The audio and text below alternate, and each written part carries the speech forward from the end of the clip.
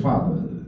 God made sure that that is what we are supposed to do as fathers.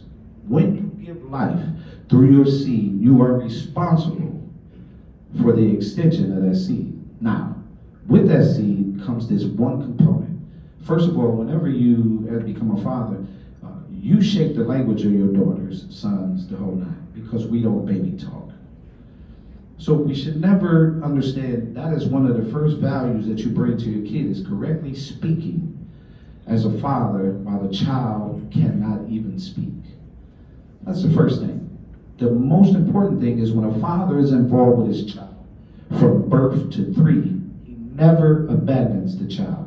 He will fight you to the bitter end for that child. Society said, well, let's remove, right? Let's take this out of the middle. As soon as I take that out of the middle and move him here, all hell break loose.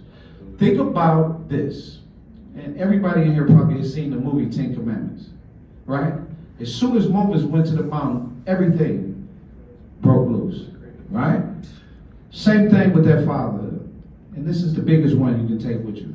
When a child has a father from birth to 9, the child lives longer. You actually are responsible for the life and well-being of your children.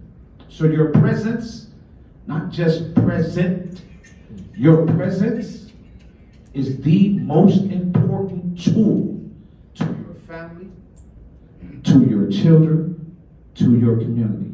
Every man in here, when you step out on your porch and look out the door, you must govern everything within your eyesight, because that is the area for which your children play, work, walk.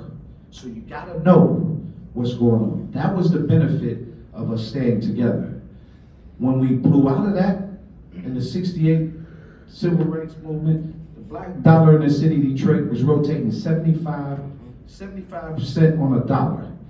Those was in the hands. We did not look out for each other. This time, it is mandatory through fatherhood that we look out for each other. That is what's wrong with us right now.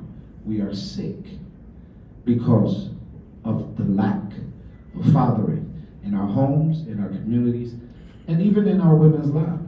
A lot of our daughters are messed up because dad is not present. Dad doesn't teach. We give. And if you constantly giving them things, this becomes an expectation, entitlement, as they talk about, and then disrespect comes into play. So when you decide that you're going to discipline as a father, this is why you are the most important asset to your community. When people look out and they say, what's wrong? You can't blame the women. Y'all want to bring up feminism, and yeah, they bought into that, and they've been sold out 100 times by white women in the feminist movement. 100 times. They've been sold out, right? Still, we destroy each other. The black male and the Hispanic male use the firearm toward each other more than anybody in the world. This is our responsibility as fathers to make sure that we change that. So you have to get into the areas of change. And that means governing your front porch, an extension of your eye view, and making sure that every male that comes into your area, around your children, and everything else, you ask, where is that father? And you build a relationship. The young man talked about the relationship between the father, the whole. We got thousands of that going on. We don't highlight it. We don't share and value fatherhood. We don't say, good job. We don't praise dads. The Bible tells us we must.